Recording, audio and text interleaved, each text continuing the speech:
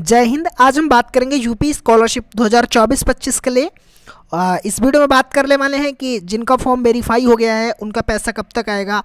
और बहुत सारे स्टूडेंट ऐसे हैं कि जिनमें नो रिकॉर्ड फाउंड शो कर रहा है, तो क्या नो रिकॉर्ड फाउंड वालों का पैसा नहीं आएगा। नो रिकॉर्ड फाउंड जैसे उनके फॉर्म में नो रिकॉर्ड फाउंड शो कर रहा है, लेकिन उनका जो फॉर्म है वो क्या है कि वो उनका फॉर्म जो है वो वेरीफाई है, DWO से वेरीफाई है, बैंक से वेरीफाई है, but no record found show कर रहा है। तो क्या इन स्टूडेंट का पैसा नहीं आएगा?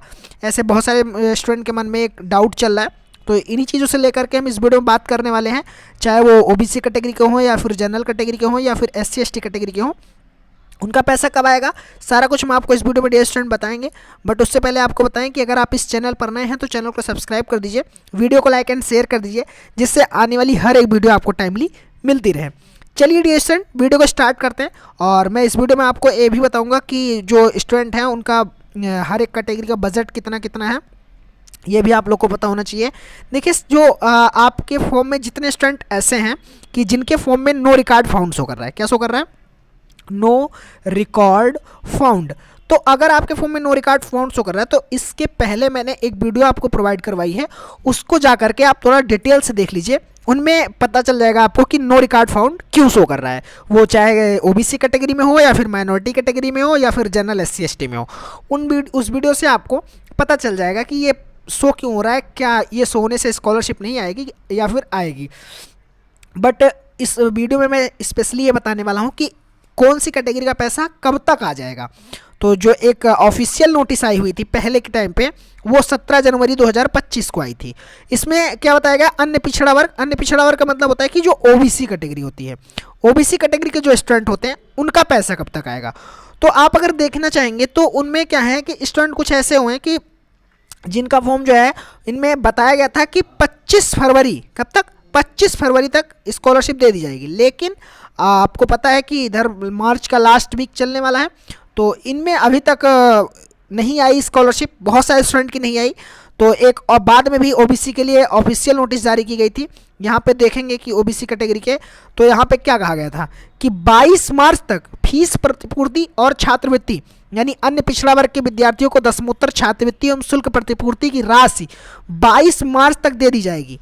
और यहाँ पे ये जो नोटिस निकली थी उन्होंने बताया था। और ये नोटिस कहाँ से निकली थी? लखनऊ से निकली थी। एक हमारे पास पेज और है, उस पेज में मैं आपको देख के बताऊंगा।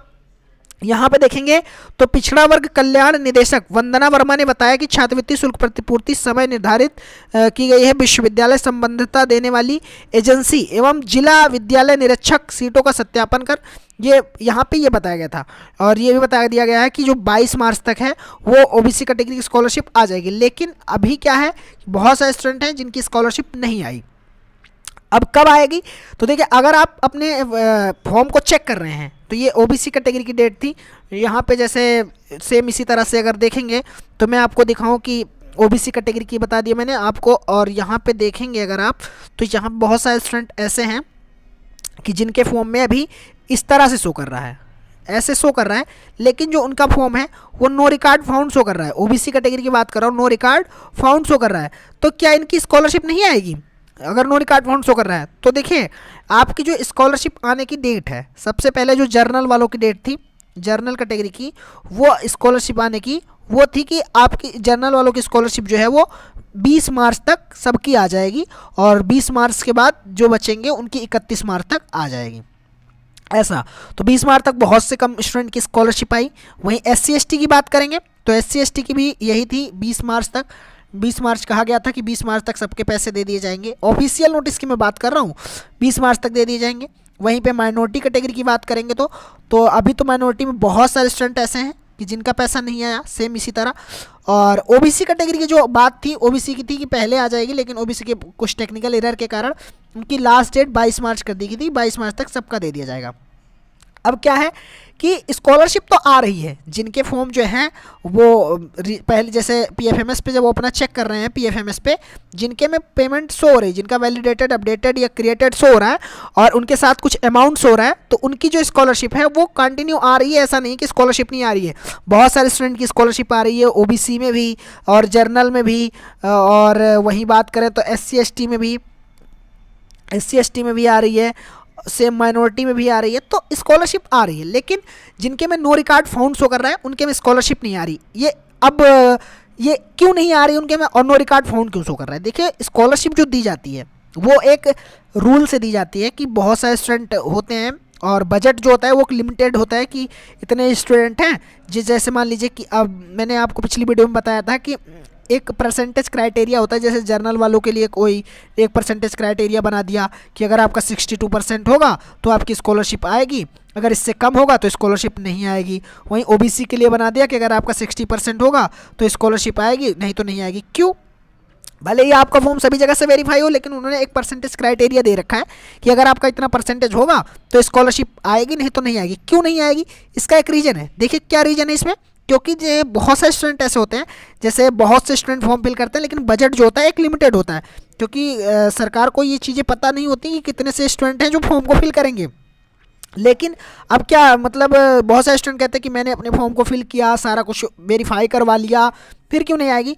तो देखिए, जो बच जाते हैं स्टूडेंट, मैं आपको बता रहा हूँ कि जो पहली बार स्कॉलरशिप के मामले में फॉर्म फिल किए होंगे और वीडियो को देख रहे होंगे, उनको मैं ये चीज़ें बता रहा हूँ कि जितने भी स्टूडेंट का पैसा 31 मार्च तक नहीं आ पाएगा, जितने भी स्टूडेंट का पैसा 31 मार्च तक नहीं आ पाएगा, तो उनका पैसा अप्रैल में भी नहीं आएगा, उनका पैसा जो है वो अप्रैल में भी नहीं आएगा, मई में भी नहीं आएगा, ना अप्रैल में आएगा ना फिर मई में आएगा।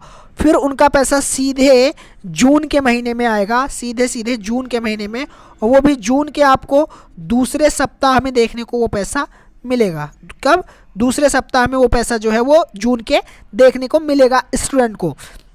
अब लोग कहते हैं कि कहाँ पे लिखा हुआ है, क्या ऑफिशियल नोटिस है? तो देखिए, ऑफिशियल नोटिस है ये डिएशन कि मैं पिछले 3 साल से यूपी स्कॉलरशिप के बारे में अपडेट दे रहा हूँ, और जो मैं हर साल से देखता हुआ आ रहा हूँ, ये चीज़ें यही हैं कि जितने भी स्टूडेंट का पैसा अब 31 मार्च तक नहीं आ पाता है, उनका जो है वो सीधे फिर जून में ही आता है, उसके पहले नहीं आता है। और जो स्टूडेंट हैं जिनका नो रिकॉर्ड फाउंड शो कर रहा है, तो वो मैं एक बात आपको बताऊं कि अगर आपके फॉर्म में नो रिकॉर्ड फाउंड शो कर रहा है, तो अगर आपका फॉर्म अपडेट होता है और कुछ शो करता है आप में तो ठीक है, और अगर नहीं शो करता है तो आप परेशान होकर के उसके लिए कुछ नहीं कर सकते हैं। उसके लिए केवल और केवल लास्ट में एक ही ऑप्शन बचेगा कि आपको सीएम हेल्पलाइन पे कंप्लेन करनी पड़ेगी। और मैं एक आपको यूँ बताने वाला हूँ डियर स्टूडेंट कि जितने स्टूडेंट ऐसे हैं जिनका पैसा 31 मार्च तक नहीं आता है, उन सबको एक साथ मिल करके यूनिटी बना के, चाहे वो जनरल के स्टूडेंट हो, चाहे वो ओबीसी के स्टूडेंट हो, चाहे वो माइनॉरिटी के स्टूडेंट हो, चाहे एससी और एसटी के स्टूडेंट हो, सबको एक यूनियन बना करके 1076 पे कंप्लेन करना होगा लगातार। जब बहुत सारे स्टूडेंट लगातार कंप्लेन करेंगे 1076 पे या सीएम हेल्पलाइन पे, तभी जो है उनका पैसा जून में आएगा। नहीं तो फिर गवर्नमेंट को कैसे पता चलेगा कि स्कॉलरशिप स्टूडेंट को दी गई कि नहीं दी गई? ठीक है, तो इसलिए अभी अगर आप वेट करिए 31 मार्च तक, जिनका पैसा नहीं आ रहा है और जिनका आ गया है उनको कंग्रेचुलेशन। आप अपने बैंक को चेक करते रहिए, एनपीसीआई से एक्टिव बैंक को चेक करिए, वहाँ से आ जाएगा। और चेक करिए नो रिकॉर्ड फाउंड वालों का स्टेटस जो है वो 2-3 दिन में अपडेट होता रहता है। तो आप अपना एक बार, ज़्यादा कुछ टाइम नहीं लगता है, आप अपना एक बार डेली नो रिकॉर्ड जो स्टेटस है पीएफएमएस पे वो देख लिया करिए। बाकी आप देखेंगे तो भी और नहीं देखेंगे तो भी आपकी स्कॉलरशिप जिस दिन आनी होगी उस दिन आ जाएगी डियर स्टूडेंट। अब आपका काम क्या था? आपका काम था कॉलेज से वेरीफाई करवाना, करवा दिया। आपका काम था डीडब्ल्यूओ से बैंक से फॉर्म वेरीफाई करवाना, करवा दिया। एनपीसीआई एक्टिव करवाना, वो भी आपने कर दिया अपनी साइड से। डीडब्ल्यूओ से वेरिफिकेशन करवाना, वो भी करवा दिया, वो भी आपका हो गया। तो अब आपके लिए पीएफएमएस जो है, पीएफएमएस पे आप अपनी साइड से कुछ नहीं कर सकते। आप केवल इतना कर सकते हैं कि अपने बैंक को एक्टिव करवा सकते हैं और अपने बैंक को देख सकते हैं कि हाँ हमारा बैंक सही है, हर जगह से सही है। अपने बैंक को एक्टिव करवा दिया, 3 महीने के अंदर लेन देन कर रहे हैं उसमें, और एक लिमिट हमने लगा दी कि हाँ भाई हमारी इतनी लिमिट थी, हमने अपनी लिमिट एक्सीड करवा दी। तो जो आपके स्तर का काम है वो आप अपने स्तर से कर दीजिए। और जो नो रिकॉर्ड फाउंड वाला है, ये डिपार्टमेंट का काम है, वो अपडेट कर देगी, आपका शो होने लगेगा, स्कॉलरशिप आ जाएगी। अगर मार्च में नहीं आ पाती है तो जून में आएगी, और उसके लिए आपको 1076 पे सबको एक साइड से कंप्लेन करनी होगी। अगर स्टूडेंट को ये जानना है कि 1076 पे कंप्लेन कैसे करते हैं तो आप कमेंट बॉक्स में कमेंट करिएगा, मैं आपको इसके पे एक वीडियो प्रोवाइड करवा दूंगा। ओके स्टूडेंट, तो मैं आशा करता हूँ कि वीडियो आपके लिए हेल्पफुल रही होगी। अगर हेल्पफुल रही तो वीडियो को लाइक करें, शेयर करें और भी स्टूडेंट को, जिससे उनको भी हेल्प मिल सके। Thank you for watching this video में बने रहने के लिए धन्यवाद।